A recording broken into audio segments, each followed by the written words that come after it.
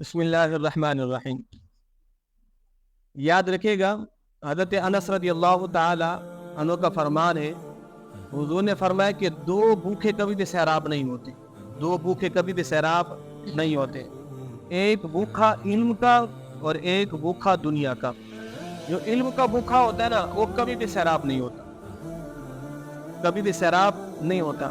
آپ اس کی مثال دیکھ لیں، زمانہ نبوت سے لے کر آج تک قرآن کی تفسیر برابر لکھی جا رہی ہے۔ ہر دور میں لوگ پیدا ہوتے ہیں، قرآن کی تفسیر قرآن کی تفسیر قرآن کی تفسیر لکھی جا رہی ہے۔ احادیث کی تشریح ہر آنے والا محدث، ہر آنے والا عالم اپنے انداز سے کر رہا ہے۔ تو علم کا بھوکا کبھی بھی سیراب نہیں ہوتا اور دنیا کا بھوکا کبھی بھی سیراب نہیں ہوتا۔ تو آپ کے اندر علم کی بھوک ہونی چاہیے، آپ کے اندر علم کی طرف ہونی چاہیے، آپ کے اندر علم کی جستجو ہونی چاہیے۔ اللہ اکبر۔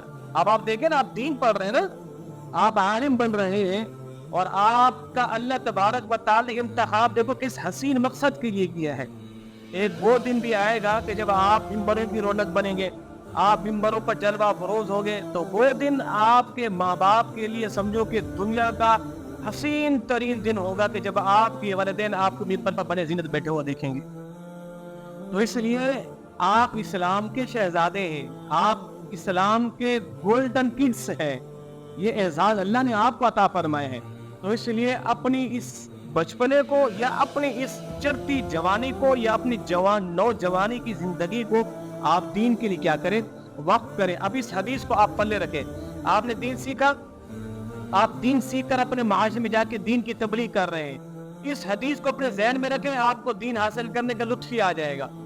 اللہ کے نبی صلی اللہ تعالی وسلم نے ارشاد فرمایا کہ اگر تیری رہنمائی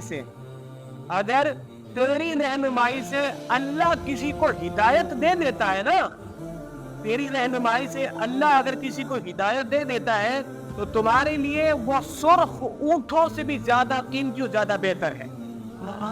یعنی عربک میں سب سے بہترین سمجھو نا وہ قیمتی چیز ہوتا ہے تو سرخ اونٹ۔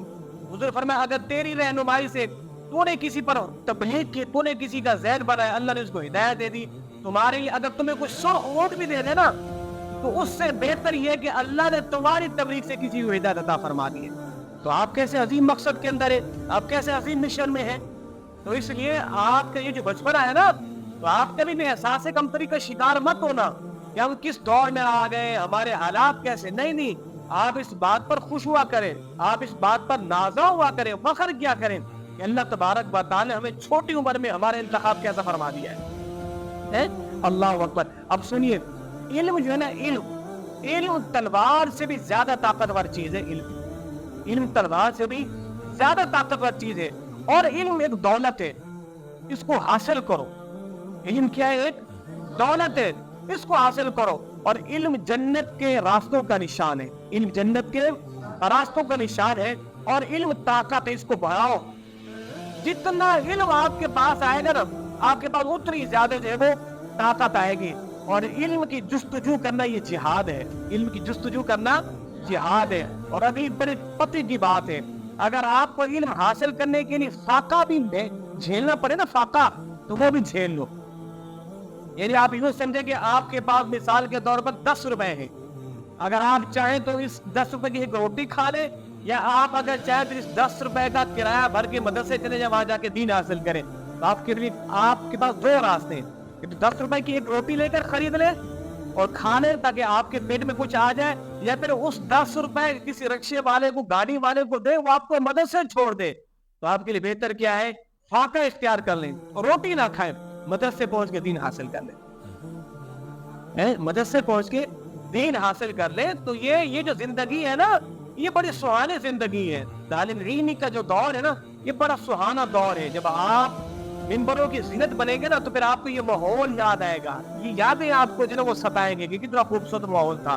تو اللہ تبارک و تعالی نے آپ کا انتخاب کیا ہے، آپ نے دین کا کام کرنا ہے، اور اللہ نے آپ سے دین کا کام لینا ہے، اور آپ نے دین کا کام کرنا ہے، اور رسول اللہ کے دین کی آپ یاری کے لیے آپ نے دن رات ایک کرنا ہے۔ تو اللہ آپ سبوں کو کامیابی عطا فرمائے۔